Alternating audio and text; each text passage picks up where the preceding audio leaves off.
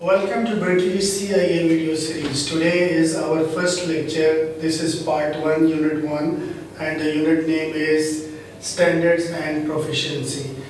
Broadly, we are going to discuss these topics. First of all, we will discuss the professional practices framework, and then we will discuss about standards. Broadly, 3 types of standards we are going to discuss. One is the attribute standards, then we will discuss the professional standards, which is for the performance, and in the last we will discuss the implementation standards. Means the internal audit should have certain attributes.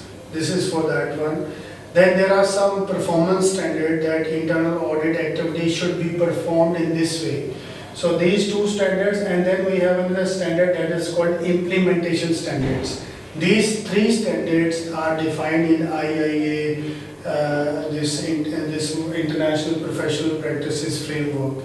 So what are those we will discuss today. There are some glossaries just to start with. What is internal auditor, internal audit, internal control environment, what is an engagement, what is consulting, what is assurance, what is a charter, what is a manual. This is all we will discuss. Then we have proficiency, that auditor should be proficient in his work. He should know which assignment he is going to take, and what he has the capability to do this work. His team is well aware, he is updated, his knowledge is accurate. This comes in proficiency. Then due professional care also, he should give a due respect to his work. And due professional care means the professional scriptum he has to use, he has to care his work.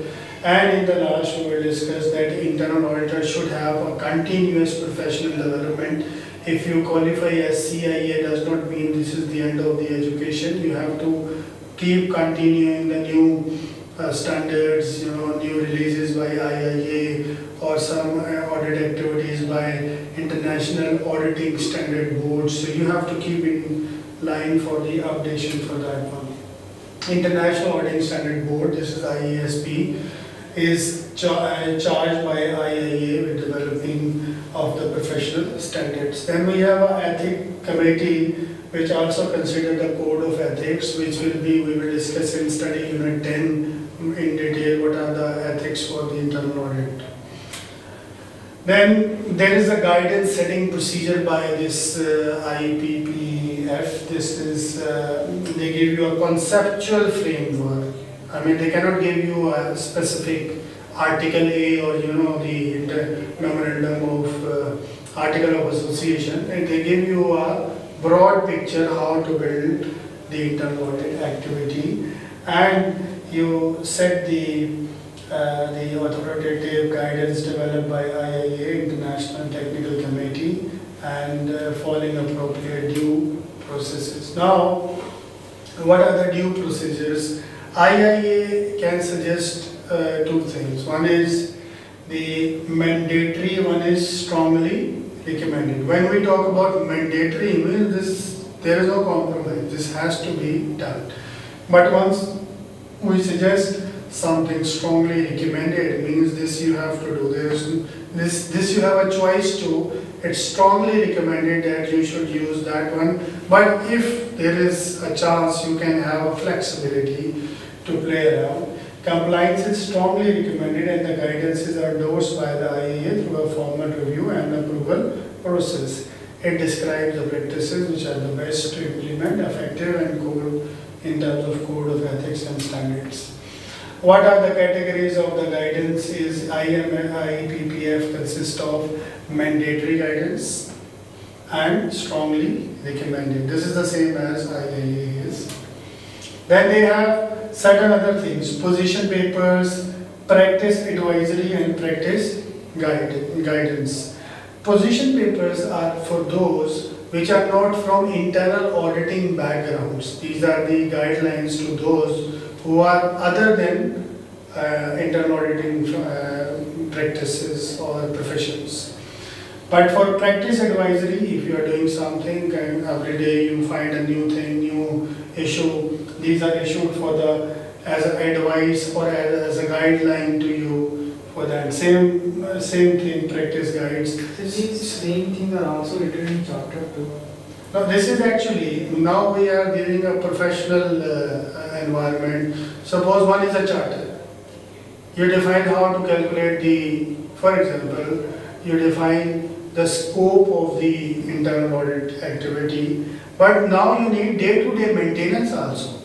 I mean, there was one law which is a little more, requires more clarification. So how these clarifications will be given? You will issue a new charter? No. You have these position papers, practice advisory. Okay, this is the issue.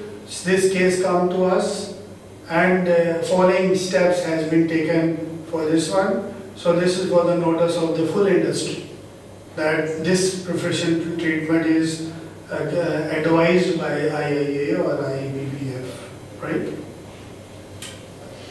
Then we have foundation of IBPF is the definition of internal auditing. How they define the internal audit is an independent, means no influence. You are either an employee but you are still independent. You cannot take the pressure of board, you cannot take the pressure of management, you are always independent. Then objective assurance and consulting activities designed to add value and improve an organization operations. And a basic purpose is to add value in the business operations. If you are not there, work will be there. Any accounts, people are doing their work, procurement, sales, everyone is doing their work. But to bring or add value in the operations, you are there. You guide them, okay, when you put a quotation, please make a sale order confirmation. Then get the client PO. Once, okay, when you go for a delivery note, make 3 copies, get it signed from the client and deposit it to the finance department or accounts department or receivable department. And receivable department issue a sale invoice when they have a delivery note, when they have client PO, when they have sale order confirmation, when they have quotation. This is all it brings value, because after 6 months, client may refuse to pay you. They will say, we didn't receive anything. Then you will take out your documents. You will show him, this is a delivery note, this is your signature. This is how you bring value. Otherwise, what is the evidence? They give order and you delivered. So this is how we have to see things minutely, and it's going to be the value addition in the organization. And mainly, it's a systematic approach, means it's a cycle, everything is defined, it's not a gut feeling, it's a methodology. Effectiveness of risk management, control and governance procedures. Then internal auditing, as we discussed, is the summary is independent, assurance and consulting, then add value, systematic, risk management and control. This is the same as I discussed with you. Now, what is the overview of the framework, professional practices framework? They define the internal auditing. Then code of ethics, they make a code of ethics for you, that professional, honest, fair, impartiality. This we will discuss in Unit 10 in details. Then they make standards. Now standards consist of statement and interpretations. What are the standards? Standards are basic requirements for the professional practices of internal auditing and for evaluating the effectiveness of its performance. Attribute standards relate to the attribute, means the core elements of the internal auditing, means your internal audit should be having core values, attributes based, and personal to the internal auditor, including objectivity and independent, means your audit activity should be independent, unbiased, professional, and due care should be there. This is in attribute. Then performance standards, like how to perform the activity, procedures will be defined into it, and implementation will help you to go for attribute and performance standards. So first of all, your attributes, then your performance, and together you will implement these 3 in your organization. What is a position paper? It's an IIA statement to assist a wide range of interested parties, including those not in the internal auditing profession. This position paper is to explain those guys who are not related to the internal auditing profession. But the practice advisories are for the IIA members or for the others to, it's like address, approach, methodology and consideration, but not detailed. These are not detailed, just is like advice that to go for it, this one. Practice advisories provide concise and timely guidance to assist the internal auditor applying the code of ethics. Then what are the practice guides? Provide detailed guidance. Now if you see, the practice advisory are the broad guidelines and the practice guides are detailed procedure of that one.